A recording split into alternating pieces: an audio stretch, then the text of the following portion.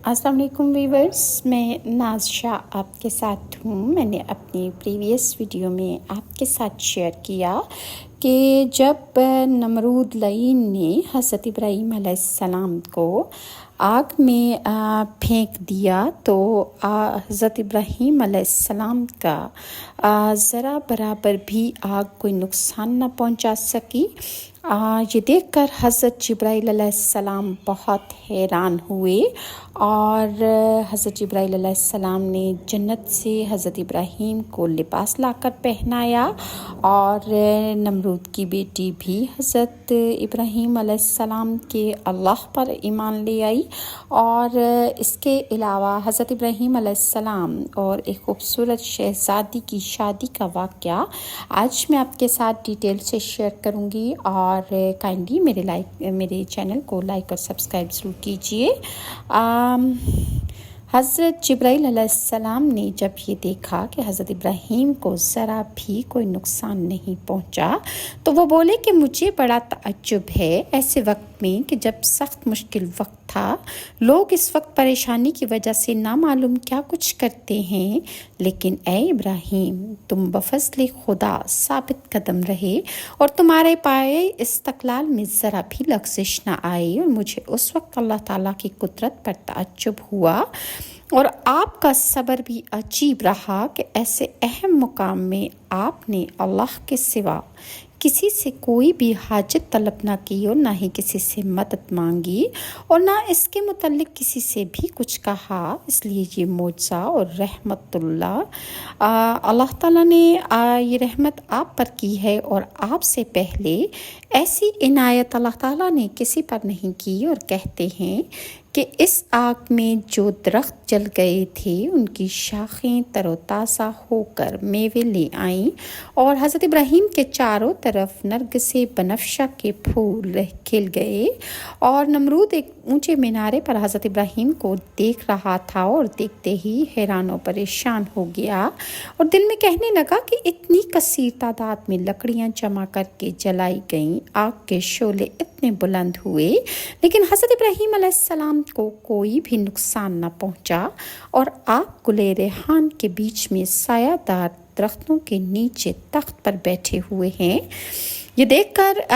مردود نمرود لعین نے کہا کہ افسوس میری محنت برباد ہو گئی، اور ملعون حضرت ابراہیم علیہ السلام کو پتھر پھینک کر مارنے لگا، لیکن اللہ تعالیٰ کے حکم سے وہ پتھر جو نمرود لعین حضرت ابراہیم علیہ السلام پر پھینکتا وہ تمام پتھر ہوا میں معلق ہو گئے، اور ایک گہرے ابر نے حضرت ابراہیم پر سایہ بھی کر دیا، اور اس بادل سے اتنا پانی برسا کہ اس پانی سے آتش نمرود بالکل بجھ کر رہ گئی، اور نمرود کا جو وزیر حامان تھا اس بلند مینارے پر چڑھ کر بآواز بلند کہنے لگا، اے ابراہیم یعنی راست نیک ہے پروردگار تمہارا کہ ایسی آگ سے تمہیں اس نے نجات بخشی اور تمہیں تمام عالم میں بزرگ بنایا۔ نمرود کہنے لگا کہ اے ابراہیم تیرا خدا بڑا بزرگ ہے کہ اس نے شدید شعلہ مارتی ہوئی آگ سے تجھے محفوظ رکھا، اور یہ کہتا ہوا نمرود لعین اپنے محل میں واپس چلا گیا، اور چند روز وہ اسی فکر میں رہا کہ میں حضرت ابراہیم کے اللہ پر ایمان لاؤں یا نہ لاؤں، لیکن پھر اس نے دل میں سوچا کہ اگر میں ایمان لے آؤں گا تو میری بادشاہی چلی جائے گی، میں تباہ ہو جاؤں گا اور پوری قوم میری دشمن ہو جائے گی۔ تو پھر اس نے حضرت ابراہیم علیہ السلام کو اپنے محل میں بلایا اور کہنے لگا، میں تمہارے اللہ کے واسطے قربانی کرنا چاہتا ہوں، حضرت ابراہیم آپ کی کیا رائے ہے؟ حضرت ابراہیم نے اس سے کہا کہ تمہاری قربانی اللہ منظور نہیں کرے گا اس وقت تک کہ جب تک تم مسلمان نہیں ہو جاتے۔ نمرود کہنے لگا کہ میں قربانی کروں چاہے قبول ہو یا نہ ہو، میں تو قربانی لازمی کروں گا۔ اس کے بعد اس نے فوراً اپنے کارکنوں کو حکم دیا کہ 4000 گائیں لاؤ، چنانچہ 4000 گائیں لائی گئیں، پھر اس نے ان سب کو قربان کر ڈالا، پھر بولا 10,000 خزانے سے زر سرخ اور 10,000 خزانے سے میں تم کو دیتا ہوں، کیونکہ میں نے تم کو اپنی آنکھوں سے جو تمہارا حال دیکھا وہ نہایت ہی تعجب انگیز بات ہے، اور تم کو اس نے بڑی اتنی بڑی کرامت سے اللہ تعالیٰ نے تمہیں نوازا اور جو میں نے اپنی آنکھوں سے دیکھا وہ نہایت تعجب والی باتیں ہیں، اور تم کو اللہ نے اتنی عزت بخشی جو آج تک اللہ نے کسی کو عنایت نہیں کی۔ نمرود کا خیال سن کر حضرت ابراہیم نے اس سے کہا کہ اے ملعون، میرا جو اللہ دیتا ہے وہ عوض دیتا ہے، اور جو مال تیرے پاس ہے وہ سب اسی کا دیا ہوا ہے۔ یہ کہہ کر حضرت ابراہیم اس کے پاس سے چلے گئے۔ پھر وزیر حامان نے نمرود سے کہا کہ ابراہیم میں وہ بزرگیاں بسبب آتش پرستی کے پائیں۔ اس طرح کے چند باتیں اس نے کہیں کہ آگ ایک فرشتہ ہے، وہ جسے چاہتا ہے عذاب کرتا ہے اور جسے چاہتا ہے نہیں کرتا۔ حامان کے کہنے کے مطابق اگر کیا جائے تو ابراہیم علیہ السلام آتش پرست ہوئے۔ وزیر حامان ملعون یہ باتیں نمرود سے کہہ ہی رہا تھا کہ ذرا سی آگ کہیں سے اڑ کر اس کی آنکھ میں جا گری۔ اس مردود کی آنکھ جل گئی اور وہ اس آنکھ کی تکلیف سے سخت پریشان ہوا، اور وہ اپنی آنکھ سے بالکل محروم ہو گیا۔ نمرود کی بیٹی بالا خانے پر سے حضرت ابراہیم علیہ السلام کا تمام حال دیکھ رہی تھی کہ ابراہیم ایسی حشمت اور رونق کے ساتھ آگ میں تخت پر بیٹھے ہوئے ہیں، اور کنارے پر ان کے چشمے جاری ہیں، اور چاروں طرف ان کے گلے بنفشہ، نرگس اور ریحان کے پھول کھل رہے ہیں، اور جو پتھر کافروں نے حضرت ابراہیم کے اوپر پھینکے تھے وہ تمام حضرت ابراہیم کے سر پر معلق ہو کر اب بادل کی مانند کھڑے ہو گئے، اور حضرت ابراہیم علیہ السلام اپنے رب کا بلند آواز سے نام پڑھ رہے ہیں۔ نمرود ملعون نے اپنی بیٹی سے پوچھا کہ تو نے وزیر حامان کو بھی دیکھا ہے؟ یہ بات سن کر حامان کی طرف نظر کی، دیکھا کہ وہ خاک میں پڑا ہوا ہے اور اپنی آنکھ کی سوزش سے لوٹ پوٹ ہو رہا ہے۔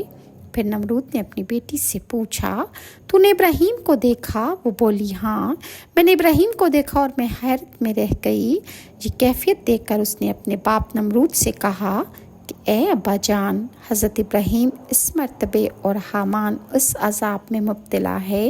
اے میرے ابا جان، آپ کیوں چپ ہو کے بیٹھ گئے ہیں؟ کیوں نہیں کہتے کہ ابراہیم کا اللہ برحق ہے؟ تب نمرود نے اپنی بیٹی کو جھڑک کر کہا چپ رہ، اور یہ کہہ کر وہ ملعون اپنے وزیر حامان کے پاس چلا گیا۔ اور اس کے بعد نمرود کی بیٹی حضرت ابراہیم کے پاس آئی اور حضرت ابراہیم سے بولی اے ابراہیم، تو مجھ پر کرم کر، میں تیرے اللہ پر ایمان لاتی ہوں۔ تب حضرت ابراہیم نے اس کو ایمان کی راہ بتائی اور یہ کلمہ پڑھایا، لا الہ الا اللہ ابراہیم رسول اللہ۔ جب اس نے یہ کلمہ پڑھا تو وہ لڑکی مومنہ ہو گئی اور کہنے لگی میں اپنے باپ کو بھی اس کلمے کی دعوت دوں گی۔ یہ سن کر حضرت ابراہیم نے فرمایا بہت بہتر ہے۔ وہ اپنے باپ سے جا کر بولی کیوں حضرت ابراہیم خلیل اللہ کے ایمان پر ایمان نہیں لاتے ہو؟ اور میں ان کے دین سے مشرف ہو چکی ہوں، اور حضرت ابراہیم کا اللہ پر حق ہے اور تمہارا خدا باطل ہے۔ تب اس کے باپ نے اس کو مارنا چاہا تو اچانک ایک بادل آیا اور اس لڑکی کو وہاں سے اٹھا کر کوہکاف کے پاس لے جا کر رکھا۔ اور ایک قول کے مطابق مفسرین کہتے ہیں کہ جیسے ہی نمرود نے چاہا کہ وہ اپنی بیٹی کو مار ڈالے تو ہوا اس کو اڑا کر لے گئی، اور وہ لڑکی اسی دن سے اللہ کی عبادت میں مشغول رہی۔ خلق اللہ جب اس ماجرے سے آگاہ ہوئی تو ہدایت ازلی جس کے ساتھ تھی وہ اپنا پاؤں اس آگ میں رکھ دیتا، وہی حضرت ابراہیم کے اللہ پر ایمان لے آتا اور مسلمان ہو جاتا تھا۔ یعنی جن کو اللہ تعالیٰ کی طرف سے ہدایت مل جاتی تھی، ان لوگوں نے یہ طریقہ اختیار کر لیا کہ جو ایمان لے آتا حضرت ابراہیم علیہ السلام کے اللہ پر، تو وہ اپنا پاؤں اس آگ میں ڈال دیتا کہ جس آگ میں حضرت ابراہیم علیہ السلام کو جلانے کے لیے جلائی گئی تھی، تو وہ اللہ تعالیٰ وہ حضرت ابراہیم پر ایمان لے آتا، لیکن اسے آگ سے کوئی نقصان نہ پہنچتا تھا۔ راوی کہتے ہیں کہ مسلسل 40 دن تک آتش کدہ نمرود میں رہنے کے بعد حضرت ابراہیم علیہ السلام خیریت و عافیت کے ساتھ آگ سے باہر آ گئے اور ملک شام کی طرف آپ روانہ ہو گئے، اور وہاں جا کر ایک شہر جو خزائن کہلاتا ہے، آپ نے وہاں پر کیا क़याम फरमाया। उस शहर में पहुंचने के बाद आप क्या देखते हैं कि हज़ारों आदमी नफीस लिबास पहनकर एक अजीम शान मैदान की तरफ चले जा रहे हैं। हज़रत इब्राहीम ने यह हाल देखकर वहाँ के लोगों से पूछा, क्या तुम लोग सब के सब नफीस लिबास पहनकर कहाँ जाते हो? उन्होंने कहा कि यहाँ एक बादशाह की शहज़ादी है और वो शहज़ादी बहुत साहिब जमाल है और ख़याल ये किया जाता है कि उस औरत जैसा आज तक सारे आलम में कोई हसीन पैदा ही नहीं हुआ और हर मुल्क के बादशाह और शहज़ादे सब उससे शादी करना चाहते हैं और वो शहज़ादी किसी को भी अपनी ज़ौजियत में कबूल नहीं करती और वो ये कहती है कि मैं अपनी पसंद से शादी करूँगी। आज तकरीबन 7 दिन हो गए हैं, लोग बराबर वहाँ जाते हैं और उस लड़की का तरीक़ा अमल ये है कि जब सब जमा हो जाते हैं तो वो शहज़ादी खुद निकल कर देखती है लेकिन किसी को भी पसंद नहीं करती। ये बात जब हज़रत इब्राहीम अलैहिस्सलाम ने सुनी तो इन्हीं लोगों के साथ आप भी चल दिए और इसी मैदान के एक कोने में जाकर बैठ गए। जब दोपहर का टाइम हुआ और तमाम लोग हाजिर हो गए तो वो शहज़ादी 70 खादमाएँ अपने साथ लेकर महल से वापस बाहर निकली और उस शहज़ादी के सर पर ताज ज़री था और उसके चेहरे पर निकाब था कि एक तहरीन ज़री जवाहरात से जड़ा हुआ। हाथ में लेकर मैदान में जाकर एक सिरे से सबको देखना शुरू कर दिया। जब वो लड़की हज़रत इब्राहीम अलैहिस्सलाम के पास पहुंची, देखा कि एक नूरानी पेशानी पर नूर उनकी पेशानी पर चमकता है और वो नूर हज़रत इब्राहीम अलैहिस्सलाम के पेशानी पर हज़रत मोहम्मद मुस्तफ़ा सल्लल्लाहु अलैहि वसल्लम का था। वो शहज़ादी इस नूर को देखकर इनके हुस्न व जमाल पर फ़िदा हो गई और तहरीन ज़री को हज़रत इब्राहीम की गोद में डाल दिया और ख़ुद तख्त पर जा बैठी। इसके बाद बादशाह वक्त के लोग हज़रत इब्राहीम अलैहिस्सलाम को बादशाह के पास ले गए। दर हकीकत वो नूर जिस पर शहज़ादी आशिक हुई वो नूर मोहम्मदी सल्लल्लाहु अलैहि वसल्लम का था, जो हज़रत इब्राहीम अलैहिस्सलाम की पेशानी पर नमूदार हुआ था। बादशाह ने इसे देखकर अपनी बेटी की तरफ निगाह की और कहने लगा, ए बेटी, नेक शोहर तूने पाया मगर ये शख्स बहुत गरीब है, कुछ फ़ायदा नहीं।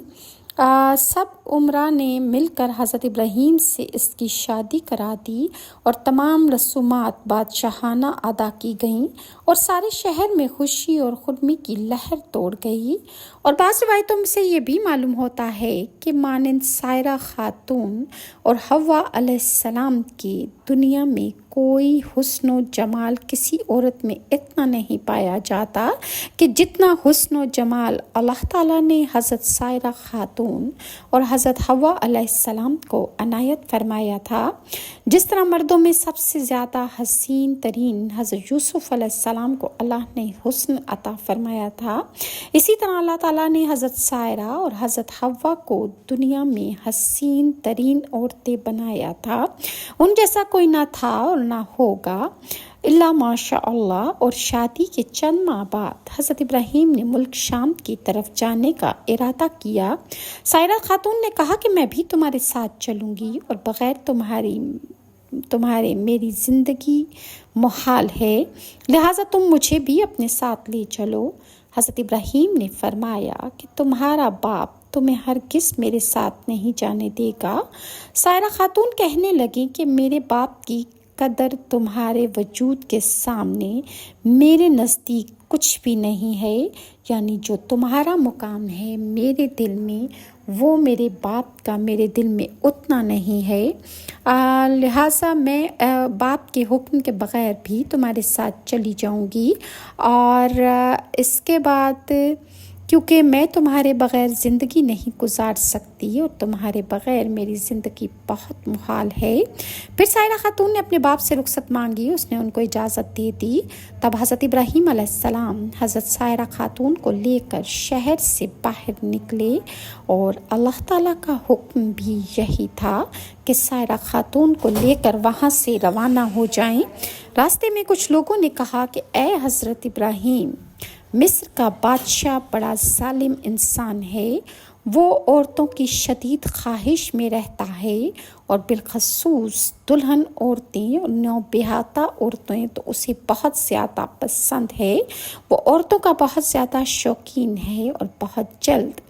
عورتوں کی طرف مائل ہو جاتا ہے، اور اس کے راستے پر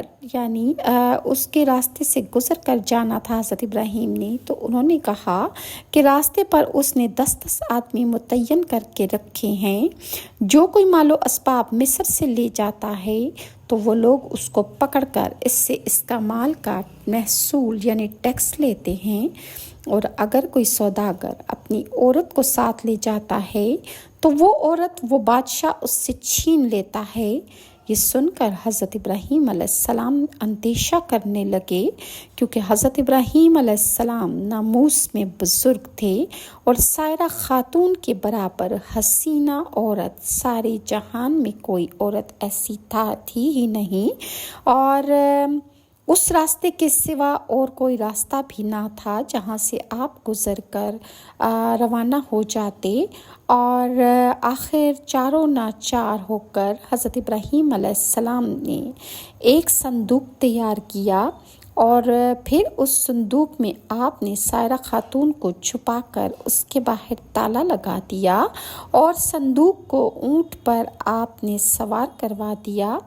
جب شہر میں جا پہنچے تو محصول والے آ کر صندوق کھولنے لگے تاکہ صندوق کے اندر جتنا مال و اسباب موجود ہے اس کے مطابق حساب کتاب کر سکیں کہ حضرت ابراہیم علیہ السلام سے کتنا ٹیکس یا محصول وصول کرنا ہے۔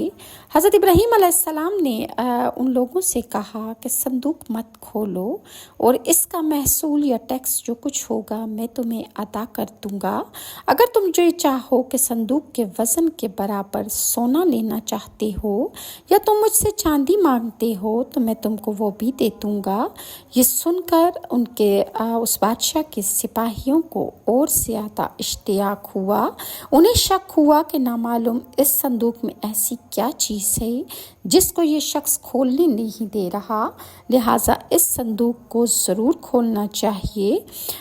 چنانچہ انہوں نے بالاسرار اس صندوق کو کھولا تو کیا دیکھتے ہیں، ایک انتہائی حسن و جمال کی ملکہ خوبصورت عورت اس صندوق کے اندر موجود ہے کہ جس کا چہرہ آفتاب کے مانند ہے،